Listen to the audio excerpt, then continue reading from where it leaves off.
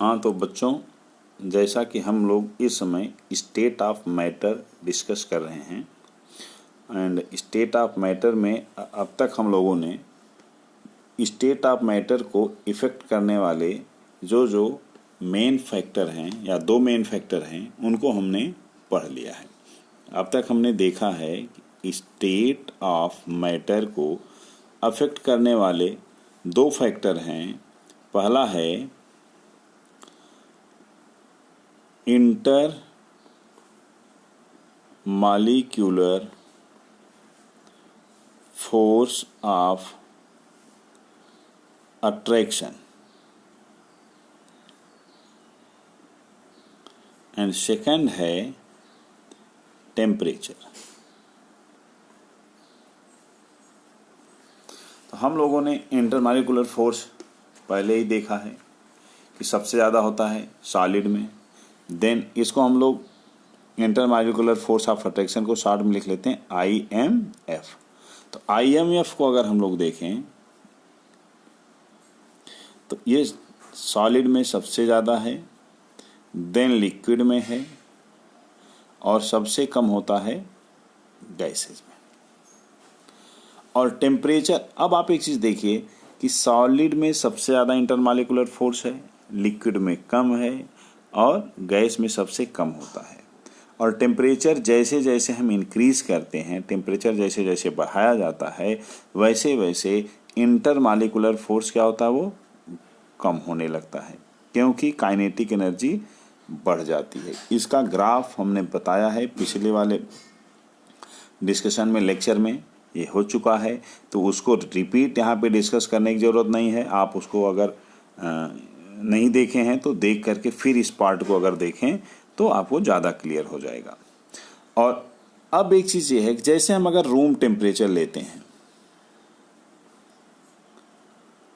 कमरे के ताप पर, तो सामान्यतया किसी का जब स्टेट बताया जाता है किसी भी सब्सटेंस का, तो हम रूम टेम्परेचर पे बताते हैं, जिसको लगभग 25 डिग्री सेंटीग्रेड या केल्विन में 298 केल्विन लिया जाता है। अब अगर हम टेम्परेचर को कांस्टेंट कर देते हैं तो उस समय केवल इंटरमॉलिक्यूलर फोर्स ऑफ अट्रैक्शन को के बेस पर हम क्लासिफिकेशन करते हैं। तो जनरली जब हम कहते हैं कि ये सब्सटेंस सॉलिड है, ये लिक्विड है या ये गैस है, तो इसका मतलब होता है एट द रूम टेम्परेचर, क्योंकि हर सब्सटेंस सॉलिड हो सकता है, लिक्विड हो सकता है, गैस हो सकता है डिपेंडिंग अपॉन द टेम्परेचर। तो कोई भी सब्सटेंस ऐसा नहीं कि हमेशा ठोस है, हमेशा द्रव है या हमेशा वो गैस है, बट वो डिपेंड करता है कि हम किस टेम्परेचर पे क्लासिफिकेशन कर रहे हैं। तो सामान्यतः जो क्लासिफिकेशन किया गया है वो रूम टेम्परेचर पे है, 25 डिग्री सेंटीग्रेड और 298 केल्विन। दूसरा एक इम्पॉर्टेंट हमने जो आपको बताया था पॉइंट, कि जब हम स्टेट को चेंज करते हैं, अवस्था परिवर्तन जिसको हिंदी में कहते हैं, तो जो अवस्था परिवर्तन होता है सॉलिड से लिक्विड, सॉलिड कन्वर्ट हो जाता है लिक्विड में एंड देन लिक्विड कन्वर्ट होता है गैस में। इस पर हमने बताया था कि ड्यूरिंग द कन्वर्जन एक इक्विलिब्रियम, साम्यावस्था जिसे हम कहते हैं, वो इस्टेब्लिश हो जाती है। अब इस इक्विलिब्रियम पर होता क्या है कि जब हम हीट देते हैं किसी चीज़ को मेल्ट करने के लिए, स्टेट चेंज करने के लिए टेम्परेचर बढ़ाते हैं, तो टेम्परेचर शुरू में बढ़ता है, उसके बाद कांस्टेंट हो जाता है, कांस्टेंट होने के बाद वो पूरा का पूरा सॉलिड से लिक्विड में कन्वर्ट हो जाता है, फिर लिक्विड का टेम्परेचर बढ़ना शुरू होता है और वो एक लिमिट तक जा कर के उसके बॉइलिंग पॉइंट पे जैसे ही पहुंचता है वो गैस में कन्वर्ट होने लगता है। और जब गैस में वो कन्वर्ट हो जाता है पूरा लिक्विड, तो फिर से गैस का टेम्परेचर बढ़ना स्टार्ट हो जाता है। इसका मतलब कि बीच में दो ऐसी कंडीशंस आती हैं जहां पर सॉलिड और लिक्विड एक दूसरे के साथ इक्विलिब्रियम में रहते हैं, और दूसरा है लिक्विड और गैस एक दूसरे के साथ इक्विलिब्रियम में रहते हैं। तो सॉलिड लिक्विड जिस टेम्परेचर पे रहते हैं उसको हम लोग क्या कहते हैं, मेल्टिंग पॉइंट पॉइंट या फ्यूजन टेम्परेचर। और इसी को गलनांक या हिमांक कहते हैं। लिक्विड गैस जहां पे होता है उसको हम लोग क्या कहते हैं? बॉइलिंग पॉइंट, क्वथनांक जिसे कहते हैं हिंदी में, बॉइलिंग पॉइंट। अब हमें जो देखना है, ये यहां तक हो चुका हम लोगों का डिस्कशन कि इन टेम्परेचर्स पर हीट जो जाती है कन्वर्जन सॉलिड का लिक्विड करने में या लिक्विड से गैस कन्वर्ट करने में, वो एनर्जी टेम्परेचर को इंक्रीज नहीं करती। तो पहला एक क्वेश्चन जनरली पूछा जाता है या आपसे पूछा जा सकता है कि at the boiling point, generally in general जब हम टेम्परेचर देते हैं, हीट देते हैं, तो किसी भी सब्सटेंस का टेम्परेचर बढ़ता जाता है। बट बॉइलिंग पॉइंट या मेल्टिंग पॉइंट पर टेम्परेचर नहीं बढ़ता है, हम चाहे जितना हीट दें। ऐसा क्यों होता है? तो क्वेश्चन इंपॉर्टेंट है, आपको माइंड करना है कि जब हम किसी भी सॉलिड या लिक्विड को हीट देते हैं तो जनरली उसका टेम्परेचर बढ़ता है, बट उनके मेल्टिंग पॉइंट या बॉइलिंग पॉइंट पर जा करके ये रुक जाता है और कुछ देर तक टेम्परेचर में कोई ग्रोथ नहीं होती, कोई इंक्रीज नहीं होता जब तक कि पूरा स्टेट चेंज नहीं हो जाता है। तो ऐसा क्यों होता है? ऐसा इसलिए होता है कि वो एनर्जी जो होती है उसका नाम ही है लेटेंट हीट। ये हमने डिस्कस किया था पिछले लेक्चर में, ये भी लेटेंट हीट। अब अगर ये लेटेंट हीट मेल्टिंग पॉइंट पर है तो इसे कहते हैं लेटेंट हीट ऑफ फ्यूजन। और दूसरा है अगर बॉइलिंग पॉइंट पर है तो इसको कहा जाता है लेटेंट हीट ऑफ इवेपोरेशन। अब इंपॉर्टेंट ये है कि लेटेंट हीट ऑफ फ्यूजन जो होता है इसको हिंदी में क्या कहते हैं? गलन की गुप्त ऊष्मा। गलन की गुप्त ऊष्मा। And latent heat of evaporation को क्या कहेंगे? वाष्पन की गुप्त ऊष्मा। वाष्पन की गुप्त ऊष्मा। ये जो लेटेंट हीट्स होती हैं इनको डिफाइन करने के लिए 3 तरह के टर्म यूज किए जाते हैं, और ये प्रायः आप इसमें मिस्टेक करते हो जब भी किसी कंपटीशन में या कहीं पर भी ये क्वेश्चन पूछे जाते हैं। तो वो डिस्कस करना मेरा मेन पर्पज है। इसमें आपको क्लियर हो जाना चाहिए कि लेटेंट हीट होती क्या है और इसको हम डिफाइन कैसे करते हैं। अब एक चीज़ देखिए, सपोज करिए कि there is a metal body. एक मेटल बॉडी है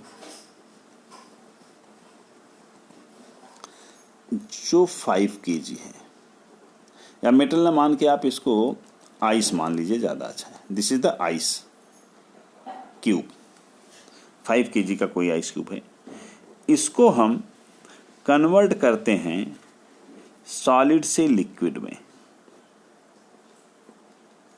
एट इट्स मेल्टिंग पॉइंट। तो यहां पर जो हीट यूज हुई that is the Q. Q heat use होती है। देन यहां पर क्यू क्या है? Q is the latent heat of melting या latent heat of fusion. Q fusion लिख सकते हैं। ये क्या है? यहां पे लेटेंट हीट ऑफ फ्यूजन है इस आइस क्यूब के लिए। लेकिन अगर हम यही 10 kg का देखिए, ये क्या है? Latent heat of fusion. ये कितना है? Q fusion. यानी किसी भी ऑब्जेक्ट को कंप्लीटली सॉलिड से लिक्विड में कन्वर्ट करने के लिए जितनी हीट दी जाती है that is called the latent heat of fusion या गलन की गुप्त ऊष्मा हम कह सकते हैं। लेकिन दूसरा क्वेश्चन है, ये Q fusion latent heat of fusion जो है this is not the characteristic of ice, this is the characteristic of this cube. यानी ये इस क्यूब की विशेषता है बर्फ की विशेषता नहीं। अगर बर्फ के हीट ऑफ फ्यूजन को हम बताएं तो 5 किलो का है, 5 केजी का है तो क्यू है। अगर 10 केजी कर देंगे तो इसको 2 से मल्टीप्लाई करना पड़ेगा, 2 क्यू फ्यूजन हो जाएगा। इसका मतलब कि ये मास पर डिपेंड करता है। लेटेंट हीट ऑफ किस पर डिपेंड करता है? मास पे। और मास पर जो प्रॉपर्टी डिपेंड करती हैं उनको हम एक्सटेंसिव प्रॉपर्टी कहते हैं। They are called the extensive, यानी इनका एक्सटेंशन हो सकता है। This is an extensive property.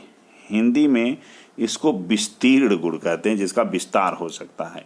Extensive property English में कहते हैं। दूसरा है specific heat of fusion.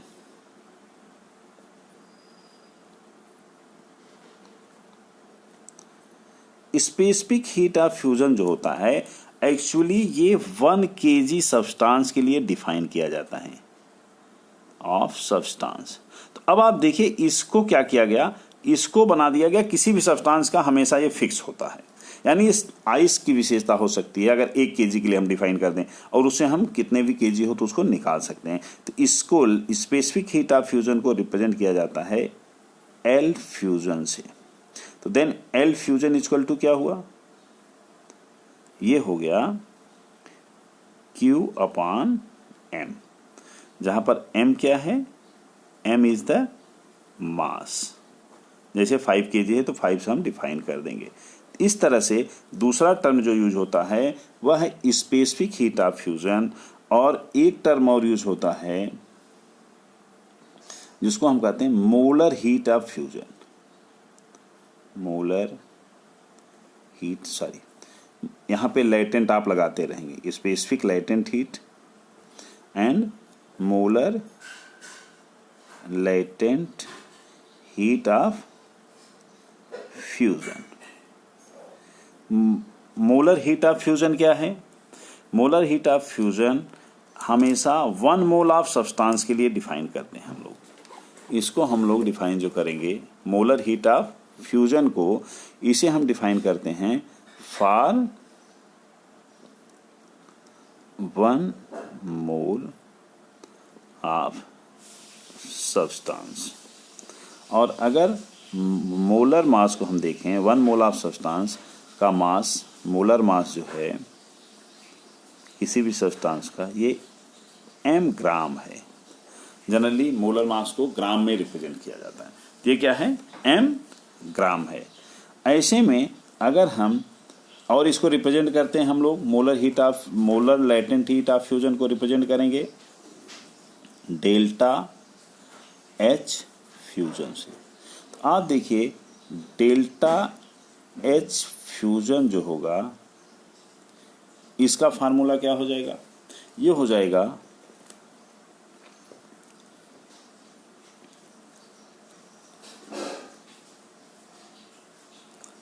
L fusion into M divided by 1000।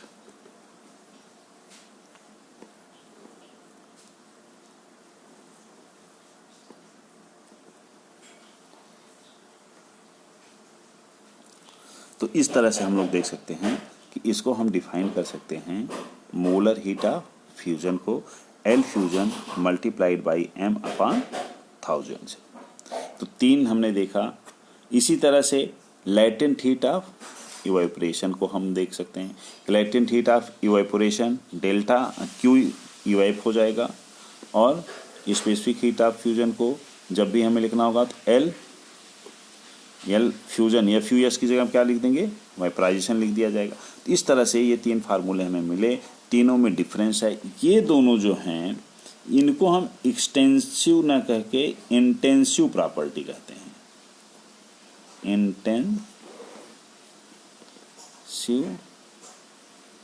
Property.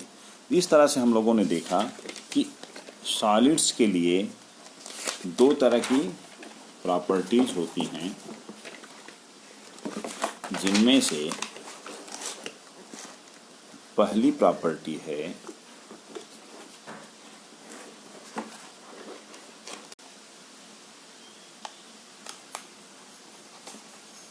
हाँ, तो इसी तरह से हम लोग डिफाइन कर सकते हैं इवेपोरेशन के लिए। इवेपोरेशन के लिए, और इवेपोरेशन में 3 चीज़ें हम डिफाइन कर सकते हैं। फर्स्ट है क्यू इवेपोरेशन की VAP, दूसरा है L वाइब्रेशन इक्वल टू क्या हो जाएगा, Q वाइब्रेशन अपॉन M, मास से डिफाइन कर देंगे, डिवाइड कर देंगे। और तीसरा होता है डेल्टा H वाइब्रेशन, यानी मोलर इंथैल्पी ऑफ इवेपोरेशन। इसको हम लोग फाइंड आउट करते हैं L vibration multiplied by M upon 1000। तो इस तरह से एक चीज़ ये ध्यान रखना है कि यहाँ पर m जो है this is the small m, और यहाँ पर जो m है ये this is the capital M। Small m क्या है, ये मास है, this is the mass of substance, and capital M है मोलर मास ऑफ सब्सटेंस, जिसको हम क्या कहते हैं, अणुभार कहते हैं, मॉलिक्यूलर वेट। तो इस तरह से हमने इन पे डिफरेंस देखा। दूसरा एक चीज़ यहाँ पे नोट ये आप समझ लीजिए कि कभी कभी एग्जाम्स में जो पूछा जाता है वो ये पूछा जाता है कि एक्सटेंसिव और इंटेंसिव प्रॉपर्टीज़ क्या होती हैं। तो एक्सटेंसिव प्रॉपर्टीज़ क्या हैं, एक्सटेंसिव प्रॉपर्टीज़ वे प्रॉपर्टीज़ हैं जो डिपेंड करती हैं मास पे, डिपेंड्स अपॉन मास। और इंटेंसिव प्रॉपर्टीज़ जो होती हैं, इंटेंसिव प्रॉपर्टीज़ ये इंडिपेंडेंट ऑफ मास होती हैं, इंडिपेंडेंट ऑफ मास। इसका मतलब ये मास पर डिपेंड नहीं करती हैं। देन क्या होता है इनके साथ, ये एक्चुअली प्रॉपर्टी होती हैं किसी भी सब्सटेंस की। तो क्या कह सकते हैं हम, दे आर कैरेक्टरिस्टिक ऑफ